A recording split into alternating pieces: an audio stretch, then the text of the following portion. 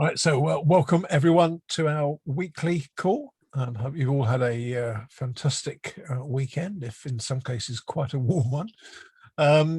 As you hopefully will have seen, the purpose or the main focus of our call today, we're going to talk about DNSSEC.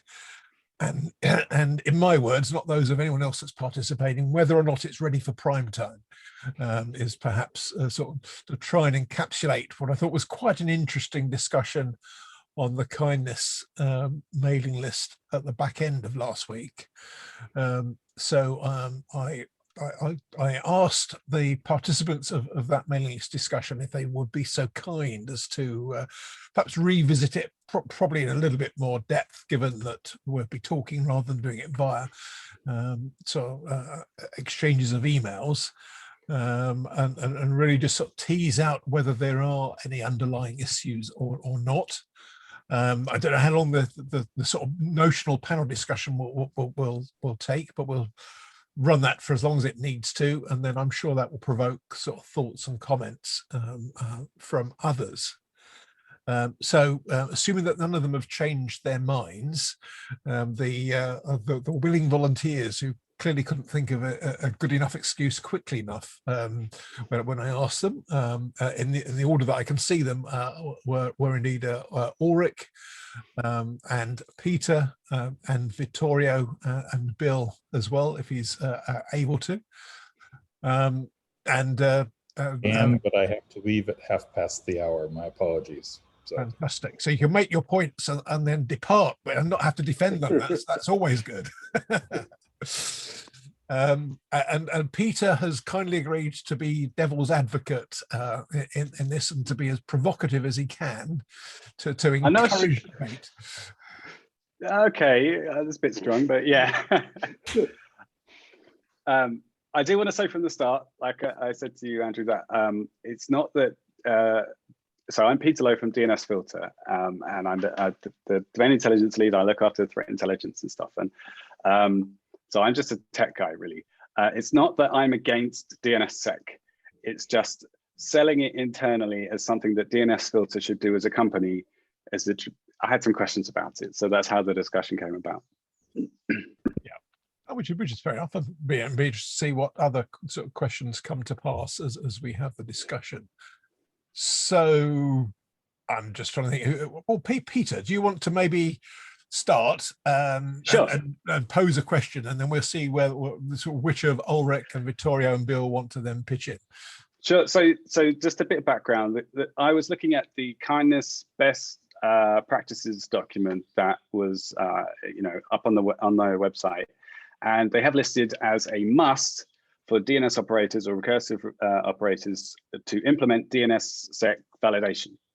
And I suggested that perhaps that should be a should rather than must, because from the point of view of a commercial operator like DNSFilter, it's very difficult to convince the upper management to implement something that may cause outages. And having it as a must makes the rest of the document a little bit harder to sell. Yeah, that was pretty much it. And there were some fairly vocal responses to that. Heartfelt. Heartfelt, yes, exactly. That's a good word. Fantastic. Well, should we then just sort of kick off with that, and then maybe Ulrich, do you want to sort of share your view from a sort of the Swedish market perspective? Sure. Okay. So just let me start with that. .se, I work for the Swedish registry, and we have been the first TLD in the world to be signed in 2005, quite some time before the root. So, and we are obviously advocates of DNSSEC. So that said, I can say that Swedish ISPs actually also started to validate before the root was signed. They actually had trust anchors for .se in their resolvers very early. So they have now an experience of validating for almost 15 years. And we have regular meetings in Sweden with, ISPs and our registrars and, DNS folks all over. And I actually asked them the question. I said, what do you do with all these DNSSEC failures? And they looked at me and were like, what failures? and I would say you have to put this into perspective, of course, because when everybody in the market is validating and there is a DNSSEC failure, then it is the failure of the one who's signing, right? Okay. But if you're the only one validating, and I say, oh, all these other ISPs can get to the domain, it's only me who can get there, then of course it's suddenly your problem. Also, you didn't do anything wrong. It's the others who did do wrong because they don't validate. And I get that this is a kind of a hard place to be as a DNS operator. So I'm not dismissing your point there, but I think with that point we never get to everybody should be validating. And so. And given the fact that the outages get less and less, I think it should be a must. Okay, I mean, I take your point, and I like I said, I'm totally for DNSSEC validation. I think it's a good thing, but it's when it makes the product harder to sell for a company like DNSFilter, if they're evaluating two different DNS filtering companies. One of them does DNSSEC validation and has issues, and one of them doesn't do DNSSEC validation and doesn't have those issues. It's. But how is that even an issue? I mean, you do, for example, malware filtering, right? Yeah. So let's say you find a site contains malware. Yesterday I could go to the site. Today I can. I call you and say, hey, I can't go to the site I need. Those are kind of outages. Do you switch off malware filtering? No, but we it's the problems that are caused. Like, okay, so on the mailing list, I referenced this IANX. I'm not sure how to pronounce it, the domain, but the IANX.com list of DNSSEC outages caused, and there's stuff that is pretty recent for major sites like NIH.gov and entire TLDs. And those kind of problems are something that are easy to find. And it's if I approach someone above me to say, hey, we should do a DNSSEC validation, they'll go, what about this page? Like, is that reality or not? Like, I think there's a couple of people with their hands up as well. I don't know if we should pause. Well, at that point, I'm going to stick to our sort of nominal panel first. So if John wouldn't mind bearing with us for a short while, but I will come to John first when we get on to more questions. I'll come to Vittorio next, and then Bill, see if you have any comments. So Vittorio first. Yeah, no, thank you. Well, first of all, I want to acknowledge that the issue that Peter raises is really valid. So, I mean, during the email discussion, maybe it looked like everyone else was like, yeah. but it is. I mean, so it's, I mean, we are all aware of that. I'd say so. And also, I think that it's correct to say that when building on the example that Ulrich was making, it's true that when the problem that, I mean, he was making an example, you cannot reach to a website because there's malware. In that case, you're blocking the website for a real reason. Right? If the problem is a DNSSEC misconfiguration, you will be blocking the destination without a real reason just because of a misconfiguration that shouldn't have happened. So I do see why it's different from your viewpoint and why it might be a problem for a commercial service. At the same time, I think we have to decide once for all if we want to adopt DNSSEC or not. Because, I mean, we may decide that DNSSEC doesn't work after 20 years. I mean, we're free to reach that conclusion. In that case, we might decide that it's the wrong instrument and we have to work out something new. And possibly if we were to design a solution today to that same purpose, maybe it would be different because we would not have, for example, the computational limits that there were 20 years ago when DNSSEC was designed. At the same time, if we still think that DNSSEC is the solution, and at this point in time, I think it's really the only solution that exists and is standard and addresses the problem, then we have to work for everyone to use it. So it's, I mean, if there are issues, and there are in terms of mean, it not being able to work properly, then we have to fix those issues and not just give up on the technology. And so, I mean, I do recognize that actually, if you go now to my personal website, personal domain name, it's not DNSSEC secured, because my registrar, which is a well-known three-letter French company for historical reasons, which was one of the first registrars actually supporting DNSSEC for their domains, still has such a mess in their interface that when I try to switch algorithms, it just broke, and there's no way to make it work together, and their support doesn't care. So I think it's, I mean, sooner or later they will sort this out and I will be able to have DNSSEC working again. But so there are issues in the industry about getting DNSSEC to work. We just have to decide whether we want to insist on it or whether we think it's a dead horse and we have to work out something different. But until someone has a different proposal, I think we should try to work. And is there no middle ground though? Is there no like should implement it? Like this is what my sort of question was about. Yeah, but I mean, should implement it is exactly why so many people are not making it work. Because yeah, everybody says yeah, we should have it, but then it's not really compulsory. Maybe it's just causing problems. Which, by the way, seem to be less and less over time. So I mean, in respect to 10 years ago, there were really many outages because the tools were really bad. So nowadays, the tools, I think, are good. We're just dealing with the trail of the failures from past implementations that are not really up to speed. That's fair. And I think what I would really like is a kind of a page like this IANX list of outages with a list of like the positives and the, you know, maybe something showing how the outages are decreasing or how it's not a problem anymore. It's really easy for someone else to say, hey, look at this list. We're not going to risk it. There was also, Ulrich pointed out the question, the credibility of the list. Apparently there's a few citations there which are out of context or at least no longer true or something like that. Which were the ones you mentioned, Ulrich?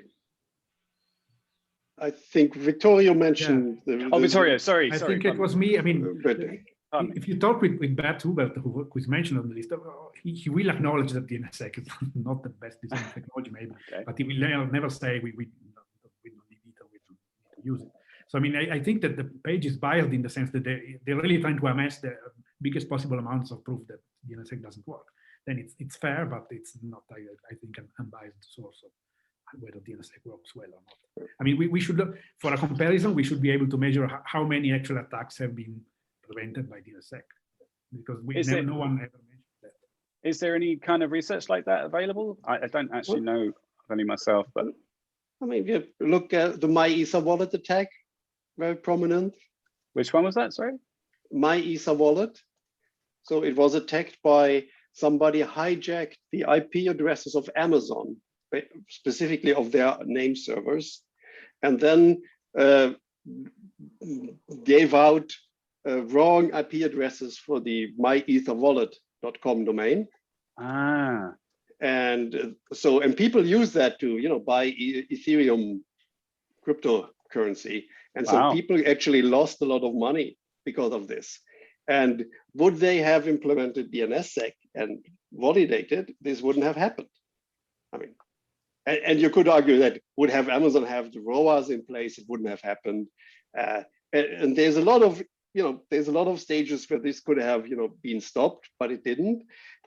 But one of the stages is DNSSEC. It would have helped in that place. If people were validating it.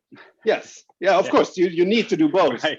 I mean, that's, you know, it's like with your passport, if you come to the border and nobody checks it, what's it good for? You know? Yeah, that's true. So I'm going to come to Bill if so I'm conscious we've only got you for 10 more minutes, Bill. Yeah. What's your perspective? I mean, PCH has been validating for a very long time internally, and we're subjected to a lot of attacks, and some of those are reasonably sophisticated, and many of them would succeed if we weren't DNSSEC validating. So it's not anywhere close to optional for us. And, you know, the flip side of it, the argument that, you know, there are people for whom it would be an inconvenience, I mean, is it really more of an inconvenience to have malware not resolve than to have malware resolve. So really the only thing we're talking about is the tiny fraction of resolutions that are for things that are otherwise valid, that are not an attack, that are missigned. And, okay, so there are a few people out there who shoot themselves in the foot occasionally. And, for that, we're going to allow ransomware and malware and phishing and so forth. It's just, that's a ridiculous trade-off from my point of view. You have any view on what volumes that affects, Bill? Just the order of magnitude on that. Sorry, there was background noise. What was the question? Sorry, do you have any view on sort of volumes? I'm thinking order of magnitude, not exact figures of how much is not signed correctly. I don't. I mean, John would be able to just answer that based on what Quad 9 has had to put in negative trust anchors for. But from a PCH perspective, I don't know of a single instance of something that failed to resolve this way that any of our staff were trying to get to that was not an attack. So, if it had ever happened, I might think differently, but to the best of my knowledge, it's never happened. So to follow up with Bill's comments, so Quad 9 has been, of course, we've been DNSSEC validating since starting, so about 4 years roughly. 4 years ago, there were more of a volume of problems in the .gov domain. Those have mostly gone away, and I'm going to steal some thunder from our own announcement here, but we are hoping to be able to eliminate NTAs entirely. I'm not sure if that's going to be possible or not, but to Peter's point, I totally understand your perspective, from operating from a, how do you serve customers adequately. Some of the the wording here is, should and must. It may be possible for you or for any provider to be able to use a must implementation, but then selectively deactivate on the events of something like an NTA. I don't think that would violate the must concept of this wording. So, you very quickly, or any recursive operator, is going to know if there is a DNSSEC misconfiguration, and hopefully be able to both work around that with an NTA or explain that to your customers. Very often, actually, the NTA is not necessary because there are other things that are broken with the zone, and you probably shouldn't be resolving it in the first place. But our DNSSEC complaint volume is down to maybe 1 or 2 a week, and most of those are things like, they have TCP turned off, so right, it's only UDP, or there are basically other underlying problems that are causing the DNSSEC failure, to the point where it's really not an issue for us at all. We have a fairly large recursive resolver base of end users. So I think that's the answer to Bill's comment as far as how Quad 9 sees things for DNSSEC. The other thing I wanted to bring up, since I'm talking already, is that DNSSEC is not just a protection for, or it's not just an inconvenience when it doesn't work. It's an inconvenience. It's a security problem. So aggressive caching and SEC caching and SEC3 caching, that prevents, or that has the opportunity to prevent a huge sector of the kind of malicious attacks that we see on the resolving side. And as a recursive resolver operator, that might be appealing for Peter as well. We don't send queries to, or we have the option not to send queries to authoritative servers who are running DNSSEC if we're doing aggressive caching, because we can answer the question no. We see a large amount of garbage queries every day, and we all we look at the screen and go, man, if only they were implementing DNSSEC, none of this trash would be reaching them. It would all be stopping on the local recursive resolver clusters. And so that's a resource question for us. We would love to see more DNSSEC, because it prevents us from having to do work. And it also prevents attacks against legitimate authoritative servers who might not just be serving that domain, but might be serving many others. And if they see a large number of requests coming from us, they start to slow our responses down for all zones. I mean, there's kind of a tree of benefits that fall out of DNSSEC that are much more difficult to understand unless you're actually implementing it at scale. And then you go, oh, this is really great. Why haven't we been doing this the whole time? I think maybe that's part of the problem, is that DNSSEC hasn't done a very good job of marketing itself.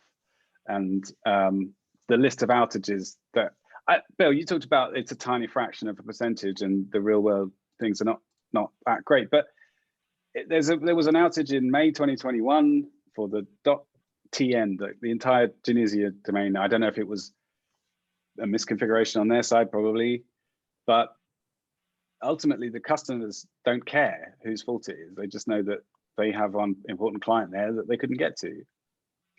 It's difficult to disprove that as a, it's difficult to say, oh yes, but all those invalid domains, those are, you're protected against them.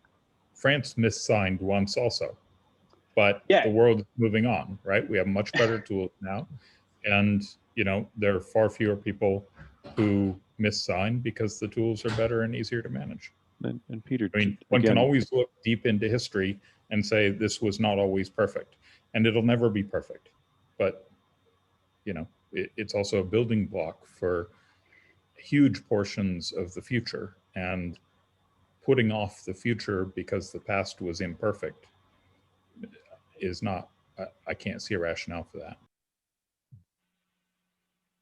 And again, Peter, those are things that could be solved by selective NTAs, right? And that's after you validate, okay, this isn't somebody trying to take over .tn, right? And it is completely a viable attack these days for someone to try to take over a CCTLD. It's not an unforeseeable thing to happen, and that would be far worse, in my opinion. And I could be wrong, but it'd be far worse for a CCTLD to be taken over for some number of hours than it would be for a CCTLD to be offline. I do agree with pretty much everybody's arguments about why it's a good thing, and I am just playing devil's advocate here. I'm in the position of a tech guy trying to convince somebody with the money to set aside the dev time and the infra time and resources to get this implemented. And it's tricky because if there isn't an obvious commercial advantage, then it's hard to convince people to spend money to do something that may cause problems. And there's a page listing a whole bunch of them.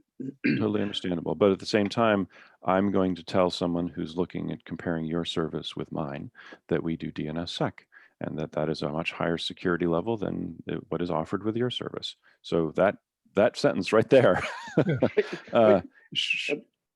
might be interesting. Yeah, I mean, I think you're selling actually protection. So what do you tell to people who go to the wrong website because you didn't validate?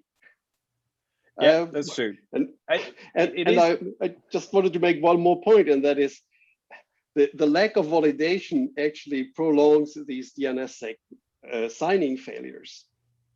Because I mean, if nobody validates, then nobody will see the signing failures, and that is usually what happens in these cases. Because when it's just a strange failure on some strange ISP somewhere in the world, and it doesn't affect your users, and so who cares? But in reality, it's you signing your zone wrong, and that is why France gets fixed immediately, because they themselves are validating and see this and check the zone and do stuff, and that is why others take a little bit longer.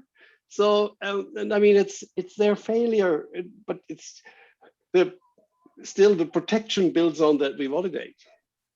It's a very good point that bubbling up these making increasing visibility of the other issues or the problems themselves. Thanks, Bill. Bye. Oh, it's gone. Is a really good important side effect. I do want to actually say that DNSFilter is now working on DNSSEC validation. So John, hopefully don't tell anyone that sentence for a while. Just hold off a bit, okay, please. But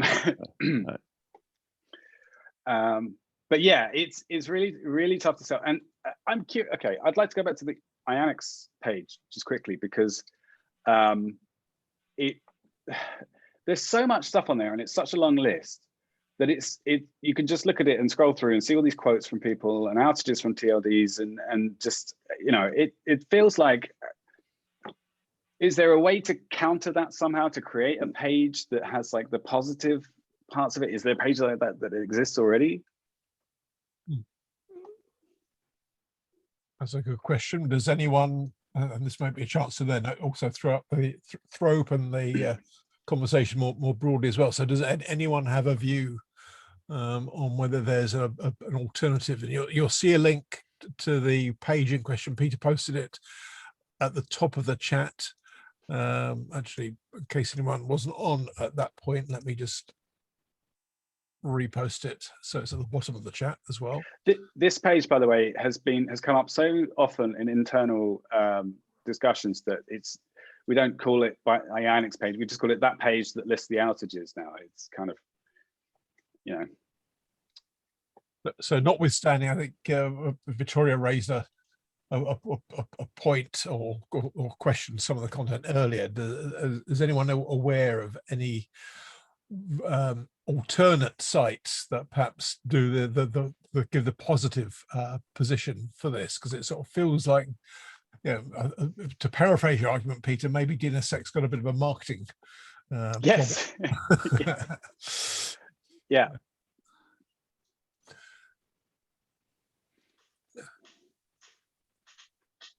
And obviously, I think Carol's posted a few comments. Unfortunately, I'm in the position to say that the .se outage, which is on top of this list, has actually nothing to do with DNSSEC.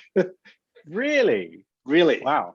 Okay. Well, I mean, that's being one of the ones who wrote the software that caused the outage. I'm unfortunately in the position to tell you that it wasn't DNSSEC. Oh, that's fascinating. It does look as though the numbers have dropped off. I mean, the fact that there's only what five listed for this year so far is a, you know, huge difference from last year at least. 5 or 6. 3 of those 5 are .gov. 7. Oh yeah. What are you implying, John? One of those is parlor.com. Yeah, that's. And I will leave that without comment.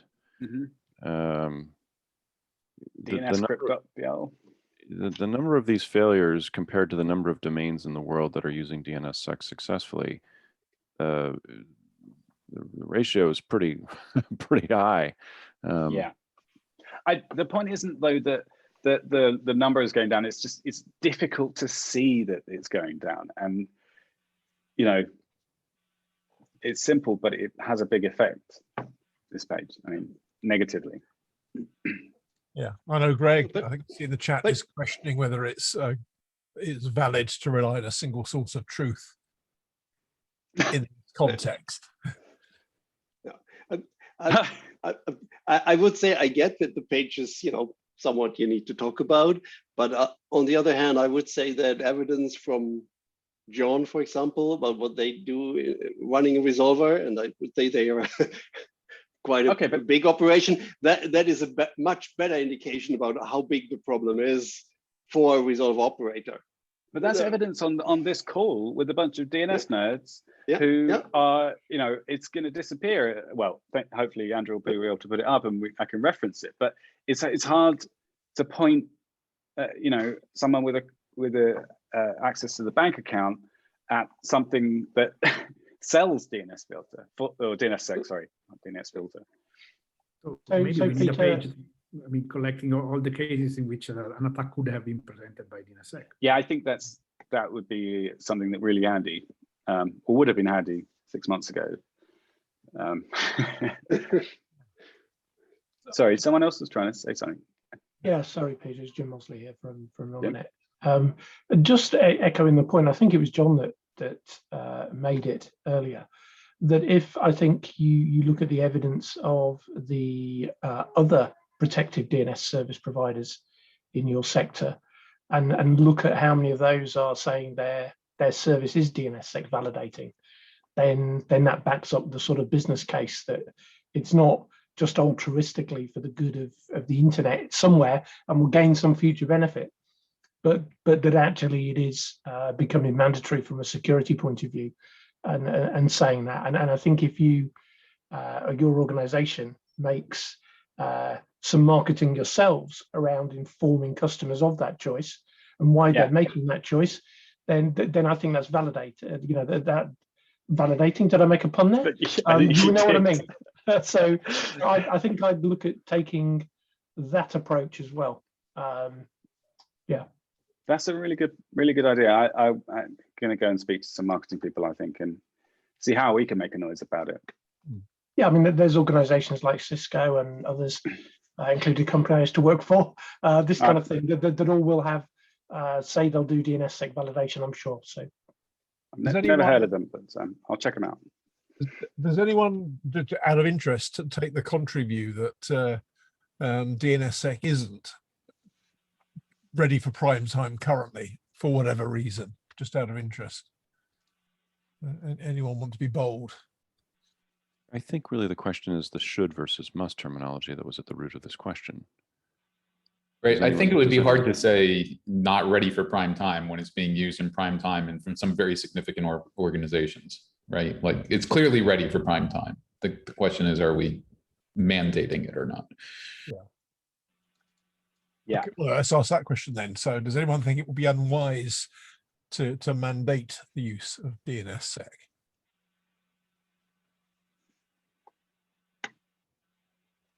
I will say that companies like DNSFilter do seem to be in a minority at the moment as kind of commercial DNS operators. So we do, it's in the name, DNS filtering, but another selling point is the kind of performance and the whole sort of managing roles and reporting and stuff side of things, side of it as well.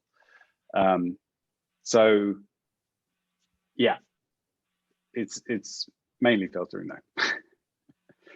I mean, I'm convinced. It's difficult to push it, although it is happening now. So Daryl has posed a question in the chat: would anecdotal info from organizations that were saved or protected from an attack help? Yeah, I think absolutely. I just wasn't able to find very much. I've already got tabs open in my browser to look at the my Ethereum wallet and the Amazon outage, what else? I got some other things to look for. I kind of almost want to make a page that is the opposite of this Ionix thing, even if it's just anecdotal. Yeah, as you say, anecdotal data that's just collected in one place that you can point someone at and say, look, this is what you get from it. This is all rubbish. Yeah. Yeah. And Roy asked the question: are we separating resolver DNSSEC from authoritative DNSSEC? I think we're primarily talking about the latter here, unless Peter surprises me and says differently. I'd have to check actually how it's being implemented, but that's a good question with regards to the kind DNS document, because I'm not sure it's clarified there actually. Okay. But there might be some mix. I'll just actually put a link to the document that we're talking about as well, because I might give some context to the discussion. Yeah. Yeah, it's here. No, it just says hardening the service environment, recursive operations must enable DNSSEC validation. Yes, yeah, in there, and it does talk about different types of sort of resolution, doesn't it? In there, I think as well. Elsewhere, I think in there's sorry. No, I think I can't remember if it was within that document, but certainly in the discussion on the mailing list, I think that came up, wasn't it? It was applying to different types of resolvers. Yeah, that's true. That was another discussion that we had, and I think the document might have changed slightly since then. There's different types, and there was closed versus open and public versus private, and some clarification of what those terms mean. And recursive versus authoritative as well. So yeah. We could open another thread here because accidentally already. Because accidentally the kind DNS says for TLD operators should enable DNSSEC. Oh, okay. Which is like if you have a must on validation. Well, that's that's very true. I have to say that I'm enjoying the transcript, by the way, which is coming up with some interesting interpretations of what people are saying. Muslim resolution, for example, was mentioned just then, which was a bit weird. Oh, really? Anyway, so thank you, Andrew, for enabling the chat, and thank you, Ulrich and Vittorio, John, and everyone who contributed. But I think like I said, with DNSFilter is going to be enabling DNSSEC validation, and hopefully we could put this argument to rest. But as a side effect, we might have some marketing material that promotes it as well. So. No bad thing. I can see Roy, you raised your hand, Roy. Sorry, apologies if I didn't see that more quickly. I just figured out how to do it. My question about resolver versus authoritative was that from enabling DNSSEC on a resolver standpoint, you just have to worry about your capacity. Do you have enough CPU to decrypt? But from an authoritative standpoint, the sore point of DNSSEC, from my point of view, is having to push the DS records up to the parent. Right? That's you don't do it frequently enough to make sure that all your operations staff have a clue what they're doing. And that's, to me, that's where DNSSEC fails, when you have to roll over your keys and somebody fat fingers something. I guess, is that where the outages are coming from?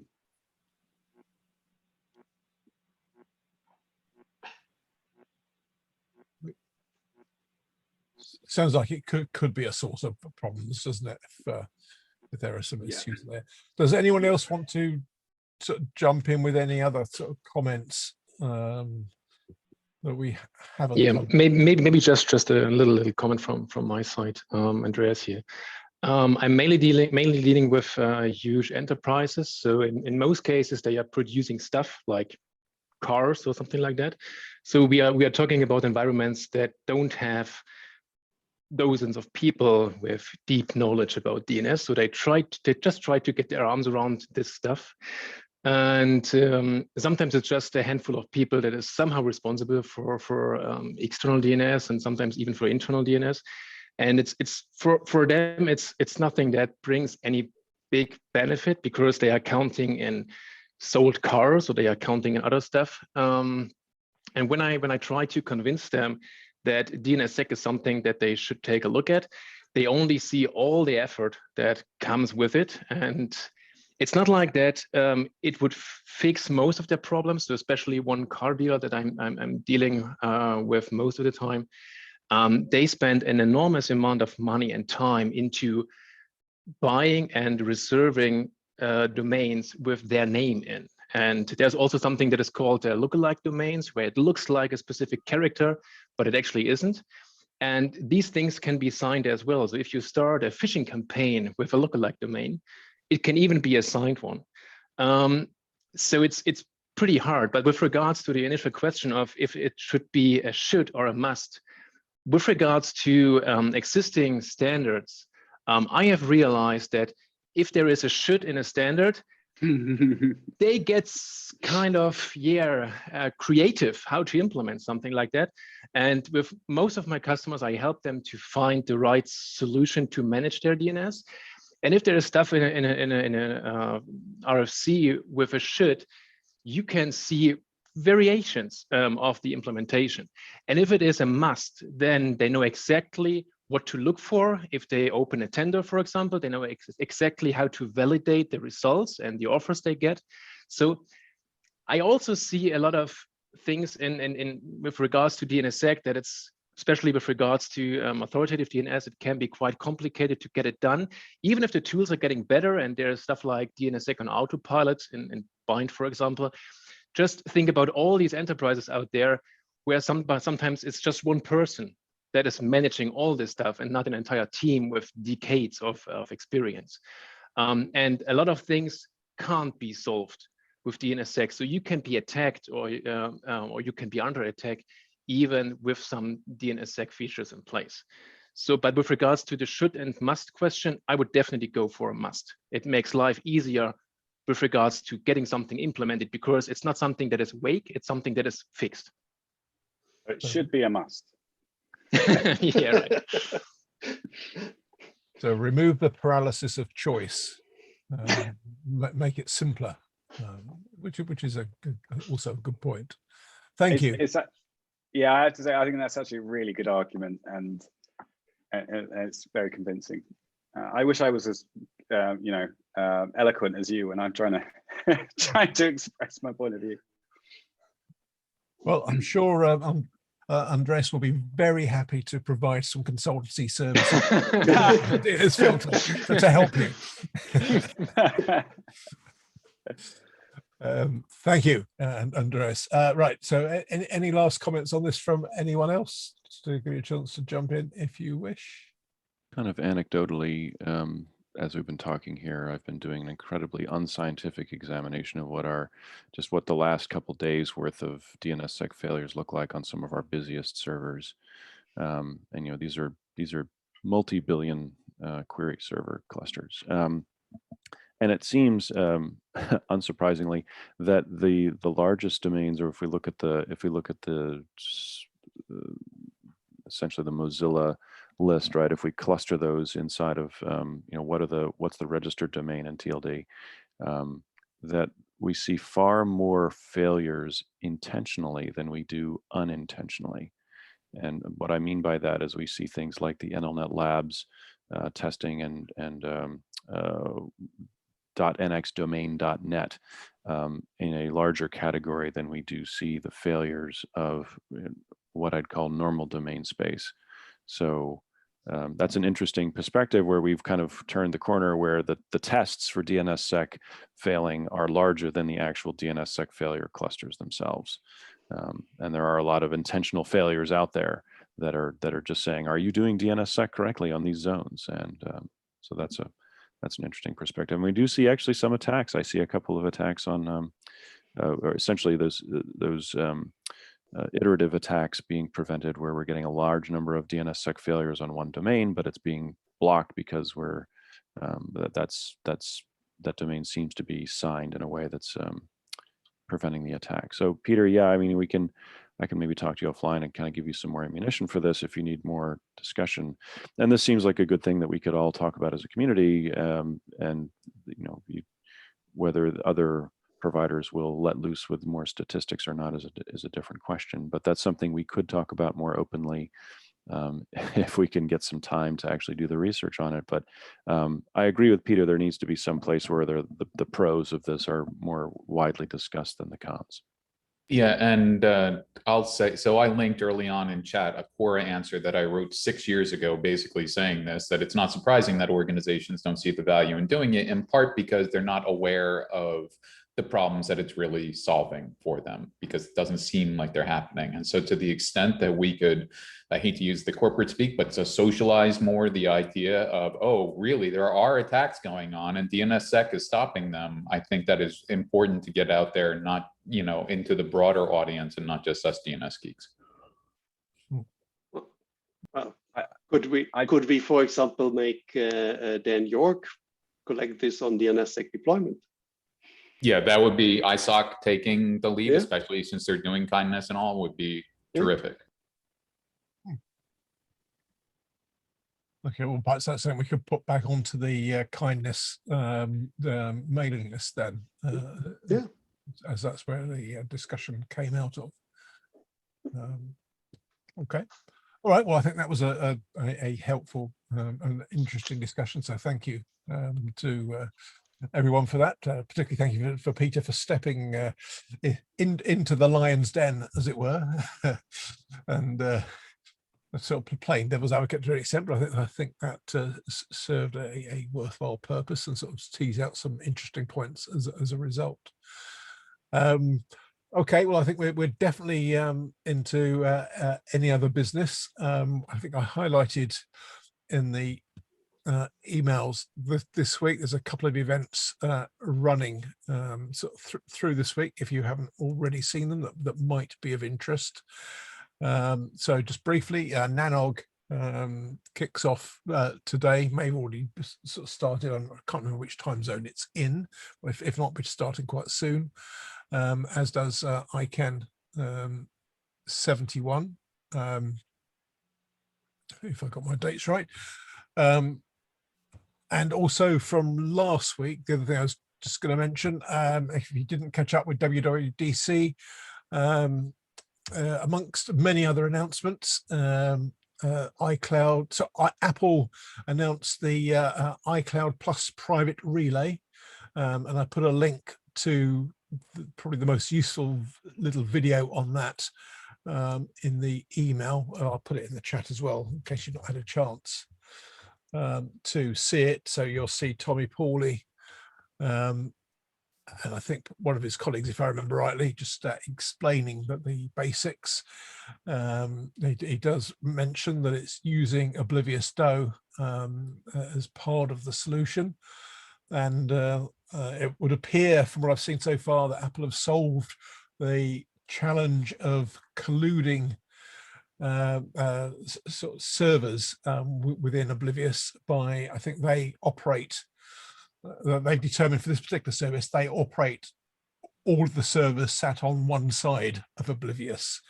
So since they're operating those, then you don't get the risk of somebody setting up a proxy that only talks to their own proxy, so that they actually completely bypass the privacy protections. So Apple seemed to have sort of dealt with that by only sort of outsourcing the second half of that discussion. And Tommy has offered to come onto this call. He couldn't do it this week because I think he's got quite a lot of follow-up coming out of being out of action all last week. So he'll potentially come onto this call in one of the coming weeks to talk some more about that if it's of interest to people. And he's asked that if you do have any questions on the service, feel free to post them on the mailing list to give me a sense of what things people might want to talk about. So it's kind of interesting that Oblivious DO seems to now be sort of out there in the wild being used for a real world service. So stuff continues to happen in this space. Does anyone have anything else that they want to bring up? If Barbara wants to mention anything about, if she's had any follow-up to the discussion last week on that discussion document, or if that's prompted any questions or anything else from anyone else? I have not managed to upload it yet. I'm hoping to get to it this week, really. And if anyone missed that discussion, I put a link in the reminder about this call. So well worth watching if you didn't have a chance to catch it up with that yet. So anything from anyone else this week? Andrew, this is John. I wanted to, since this is being recorded, I overstated the numbers of DNSSEC failures intentionally. We're not crossed over that 50% threshold yet, but we're getting close.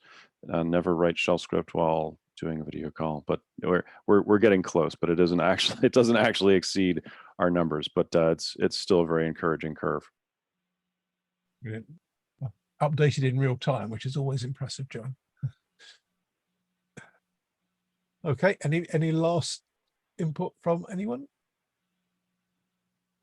No particular silence. There's not, in which case, have a fantastic week, and we'll sort of pick up again same time next week. So enjoy your week, everyone. Thanks all. Cheers. Yes, take care.